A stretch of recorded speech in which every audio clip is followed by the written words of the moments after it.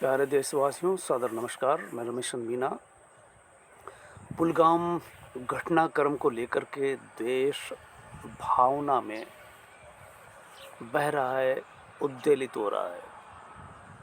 Media को देख सुन कर के ऐसा लग रहा है कि मीडिया, यूट्यूबर और मीडिया दोनों अलग-अलग चल रहे हैं। पुलगाम घटनाक्रम से जम्मू कश्मीर देश का अभिन्न अंग है, राजनेता अक्सर ऐसा कहते हैं। आतंकवाद जम्मू कश्मीर में है और उसके पीछे मुस्लिम है, लेकिन जिस तरह से जम्मू कश्मीर विधानसभा में निंदा प्रस्ताव लाया गया और पूरे जम्मू कश्मीर में आतंकवाद की मजम्मत की गई। मजम्मत शब्द को मैंने कई बार सुना और इसका अर्थ निकल के आता है, मजम्मत का अर्थ उर्दू में होता है निंदा करना, अवॉइड करना, निरस्त करना, विरोध करना। तो इन आतंकवादियों का विरोध जम्मू कश्मीर के मुस्लिम कर रहे हैं और घटनाक्रम के दौरान और घटनाक्रम के बाद पर्यटकों की पूरी देखभाल की गई। यहाँ तक कि उस दुख में वो भी शरीक हुए, शामिल हुए। ये नहीं समझना चाहिए। देश का मीडिया, जिसे पत्रकारिता कहते हैं, वो पटरी से उतरी हुई है और पटरी से उतरा हुआ मीडिया बात का बतंगड़ बना देता है, नफरत फैलाना। इस वक्त विपक्ष ने भी देश के साथ, सत्ता के साथ कहा कि हम इस समय सरकार के साथ है, देश के साथ है, लेकिन इसके बावजूद पीएम का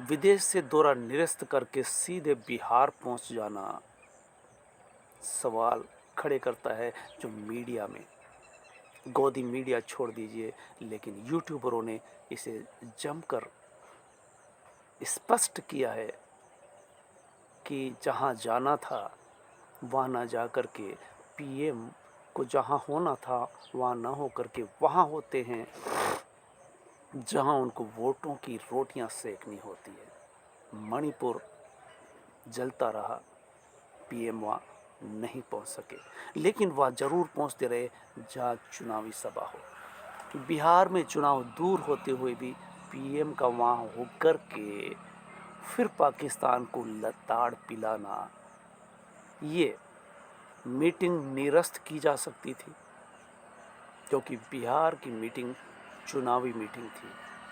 चुनावी मीटिंग में ऐसे दुख की घड़ी में और नीतीश और पीएम को जिस तरह से गुटरगू करते हुए सुना, देखा, कोई भी संवेदनशील व्यक्ति इस दृश्य को देख करके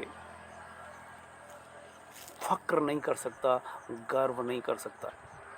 देश का पीएम 24 घंटे के अंदर चुनावी सभा में हो, बल्कि जो सर्वदलीय मीटिंग चल रही थी उसमें भी गृह मंत्री को कमान सौंप दी गई, खुद गायब है। ये कुछ ऐसे सवाल तब उठते हैं जब पीएम खुद को राष्ट्रभक्त, देश का चौकीदार कहते हैं। चौकीदार कहना हाथी के दांत दिखाने के और खाने के और वाली कहावत वैसे भी नेताओं पर सटीक बैठती है, लेकिन वर्तमान पीएम इस पर पूरी तरह से खरे उतरते। भावनाओं में बहा देना, भावनाओं को भड़का देना, गलत सही का कोई फर्क न रह जाना, इसे सभी बखूबी समझते हैं और अब ठीक से समझने लगे। दूसरा मुद्दा यह आता है कि मीडिया, जिसे गोदी मीडिया कहते हैं, आखिरकार ये गोदी मीडिया आज़ाद भारत के 7 दशक बाद ये नामकरण होना एक बहुत बड़ा कलंक है मीडिया पर, सरकार पर। क्योंकि मीडिया वो होता है मीडिया यानी पत्रकारिता, पत्रकार का धर्म कर्तव्य होता है, विशेषता होती है कि उसके लिए जनता सर्वोपरि होती है। प्रयोजन मूलक हिंदी में छात्र चाहे किसी भी विश्वविद्यालय से जुड़ा क्यों न हो, ये पाठ पढ़ाया जाता है पत्रकारिता का। केवल पत्रकारिता करने वाले ही नहीं, बल्कि जो हिंदी साहित्य पढ़ते हैं उन्हें प्रयोजन मूलक हिंदी पढ़ाया जाता है, तो उसमें पत्रकारिता के बारे में बताया जाता है। पत्रकार का धर्म कर्तव्य क्या होता है वो देखिए कि वैसे तो जनप्रतिनिधि जो चुना जाता है वो जनता के प्रति उत्तरदायी होता है, वो कार्यपालिका बनाता है, कार्यपालिका विधायिका और संसद के प्रति उत्तरदायी होती है। पीएम कार्यपालिका का हिस्सा होते हैं। अगर ये सब कानून बनाते हैं गलत चलते हैं तो न्यायपालिका इन्हें लाइन पर लाती है। और ये लोकतंत्र के तीन स्तंभ, विधायिका, कार्यपालिका, न्यायपालिका, ये तीनों भी किसी न किसी कारण से अगर गठबंधित हो जाए, एक हो जाए, तो लोकतंत्र को बचाने का काम मीडिया करता है। और इस समय मीडिया ये काम नहीं कर सका, इसलिए कि मीडिया पहले ही गोदी मीडिया में तब्दील हो जाता है। न्यायपालिका उतार चढ़ाव से गुजरती रही और इस तरह से गोदी मीडिया जो चाहे वो कहता रहा। यहाँ तक कि पीएम ने जब नॉन बायोलॉजिकल होने की बात कह दी और इस बात भी लोग इस तरह से स्वीकार करने लगे कि सवाल उठाना, पीएम पर सवाल करना, सरकार पर सवाल करना राष्ट्रद्रोह कहलाएगा, देशद्रोह कहलाएगा। बताइए, लोकतंत्र है ये, राजतंत्र नहीं। राजतंत्र में होता है कि राजा के खिलाफ बोलने का मतलब होता है देशद्रोह, देश से निकाला। ये लोकतंत्र है, अभिव्यक्ति का अधिकार। और इसी अधिकार के तहत अब तक ये सत्ताधीश और गोदी मीडिया एक ही बाजा बजाते रहे। ये बाजा पहली बार अवसर आया है जब इनको बगले झांकना पड़ रहा है। जब पुलवामा हुआ था तब बात कुछ और थी, लेकिन पहलगाम में सारे चिट्टे खोल कर रख दिए। जम्मू कश्मीर में 370 लगाया गया, केंद्र शासित प्रदेश बनाया गया। इसके बाद ये घटनाक्रम हुआ, चूक हुई, ये स्वीकारी गई, लेकिन इस्तीफा अभी तक किसी का नहीं आया। अगर आप 2-3 दशक पहले की घटनाक्रम को देखें या आज़ाद भारत की उन सरकारों को, उन मंत्रियों को देखें जिसमें अगर रेल दुर्घटना घटी, रेल मंत्री का इस्तीफा, अगर सड़क पर घटना घटी, सड़क मंत्री का, या किसी भी विभाग के मंत्री में कोई चूक हुई तो वो मंत्री तुरंत इस्तीफा दे करके बाहर हो जाता। या किसी मंत्री पर किसी तरह का आरोप लगा, वो मंत्री इस्तीफा दे करके बाहर। लेकिन पिछले 1-1.5 दशक से ये सुनने को मिल रहा है कि जो सरकार में आ गया, मंत्री बन गया, उसके मंत्रालय में कुछ भी ना हो जाए, कुछ भी हो जाए, लेकिन इस्तीफा जैसी बात नहीं होगी। यानी नैतिकता जैसी चीज़ बची नहीं रह गई, बल्कि ये कहिए कि सत्ता को बचाए रखना, सत्ता पे बने रहने के लिए वो सब कुछ करेंगे जो संभव होगा।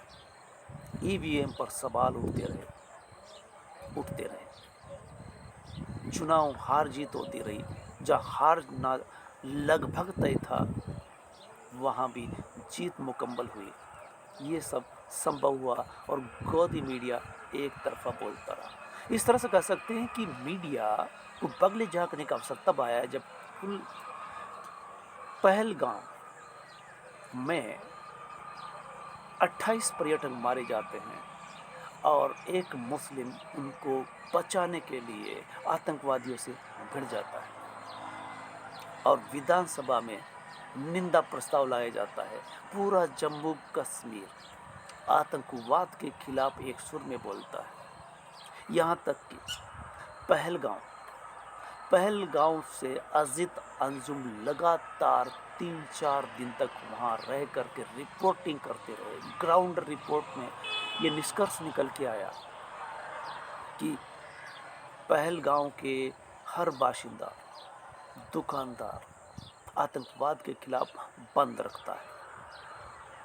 बाजार बंद, शहर बंद, जम्मू कश्मीर बंद। ये सब घटनाक्रम ये बताता है कि कश्मीरी और पहलगाम के बाशिंदे आराम से, चैन से रहना चाहते, आतंकवाद से मुक्त होकर के रहना चाहते। ऐसे में क्या भावनाएं भड़काकर युद्ध के कगार पर ले जाना कहाँ तक उचित है?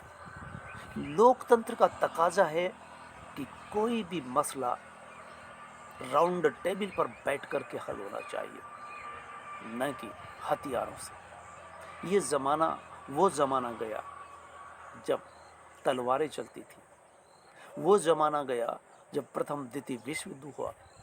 और अभी भी मूर्खताएं देने वाले पुतिन यूक्रेन पुतिन के बीच में, यूक्रेन और रूस के बीच में जो घटनाक्रम हो रहा है, उसे देखते हुए ऐसा लगता है कि युद्ध किसी समस्या का समाधान है। और रूस यूक्रेन के बीच में वैसे समस्या भी क्या थी? एक मूंछ को ऊंची रखने वाली बात, नेतन्याहू, इजराइल और गाजा पट्टी के बीच में, फिलिस्तीन के बीच में जो घटनाक्रम हुआ, वो भी ये साबित करता है कि युद्ध किसी समस्या का समाधान नहीं हो सकता। ऐसे में पहलगाम घटनाक्रम के बाद यकाएक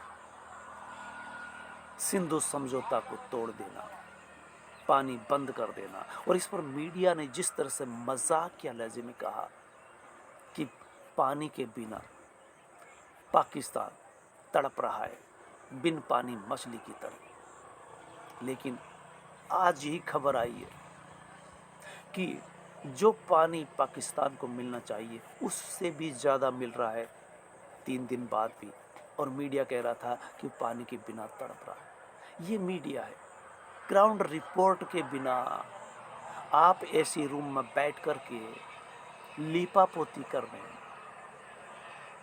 चमचागिरी करने, सत्ता की तलवी चाटने, इसी के चलते रवीश कुमार कभी पहले कह चुके, गोदी मीडिया मजाक का सबब बन गया है। ऐसे मीडिया पर कौन विश्वास करेगा? और कुछ अंधभक्त जो पैदा हो गए, वो बिना सोचे समझे एक ही राग अलापते रहते, हिंदू मुस्लिम, व्हाट इज दिस। और पहलगाम ने साबित किया है कि सबसे पहले मानवता होती है। हिंदू, मुस्लिम, सिख, ईसाई, ये एक सांप्रदायिक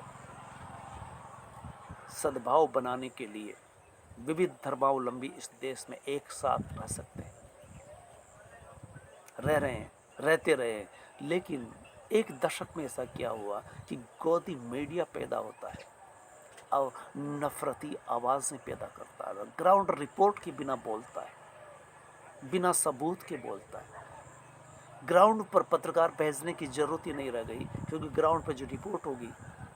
जब अजीत अंजुम पहलगांव में मुख्य बाजार में खड़े होकर के बात कर रहे थे, तो कुछ लोग, उनसे जब कहा जाता है कि आप बताइए आपकी क्या राय है इस घटनाक्रम पर, तो बहुत सारे लोग पीट कर लेते थे, बोलना पसंद नहीं करते थे। उन्होंने बताया कि अब तक जितना मीडिया आया है, दिल्ली में जाकर के वो रिपोर्ट करता है जो हमने कहा, उसके खिलाफ कर देता है, हिंदू मुस्लिम करता है, सांप्रदायिकता बिगाड़ता है। इसीलिए आपसे भी ये बच रहे हैं।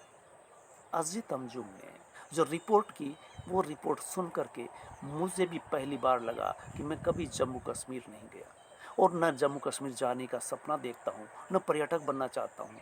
लेकिन उस पहलगाम की घटनाक्रम के बाद और पहलगाम के बाशिंदों ने जिस तरह से सद्भाव दिखाया, आतंकवाद की मजम्मत की, ये मजम्मत शब्द में मुझे डिक्शनरी देख करके पता चला कि निंदा की, कश्मीर बंद रहा, पहलगांव बंद रहा, ये सब जम्मू कश्मीरियों ने दिखाया। तो मुझे लगा कि मैं पहली बार सोच रहा हूँ कि जम्मू कश्मीर ये जलजला बीतने के बाद मैं भी जा कर के आऊँगा, जिसको कि किसी पर्यटन में इस तरह का विश्वास नहीं। शुद्ध धार्मिकता जिसे कहते हैं, जो इन संप्रदायों में बची नहीं। विपश्यना करने के बाद धर्म, जिसे धर्म कहते हैं, वो संप्रदाय की परिभाषा में खरे उतरते हैं। इसलिए शुद्ध धार्मिक व्यक्ति को, जो लगभग संतत्व की तरफ होता है, उनको इन चीज़ों से कोई लेना देना नहीं। लेकिन देश का मसला है। विपक्ष के नेता राहुल गांधी ने पहलगांव जाकर के घायलों से मिले और मजम्मत की, जम्मू कश्मीर ने की, और एक शब्द में, एक वाक्य में कहा कि हम सरकार के साथ हैं, और सरकार के खिलाफ एक भी वाक्य उसके बाद नहीं आया। ये विपक्ष के नेता की एक खासियत नज़र आई देश हित में। और इसके बाद पीएम का जम्मू कश्मीर न जाना, बिहार में चुनावी सभा में होना, और इसके बावजूद गोदी मीडिया फिर जो कुछ कहेगा, वो नंगई जो नहीं दिखती थी अब सबको दिखने लगी। जम्मू कश्मीर के कश्मीरियों ने, जम्मू वासियों ने, पहलगांव के लोगों ने जिस तरह से मजम्मत की आतंकवाद की, उससे गोदी मीडिया शर्मसार, और वो अब अपनी एक सामान्य बात कहने पर बाध्य होता है। अन्यथा वो मीडिया जो सिंधु समझौता रद्द करते ही और इस तरह से बोलने लगता है कि अब बिना पानी के पाकिस्तान तड़प रहा है, और जबकि सिंधु में पानी बह रहा है, और ग्राउंड रिपोर्ट ये आती है कि सिंधु पानी समझौते के तहत जितना पानी दिया जाना चाहिए, उससे भी ज़्यादा पानी पाकिस्तान को इस समय मिल रहा है, और पाकिस्तान का पानी रोकने के लिए कई डैम बनाने पड़ेंगे।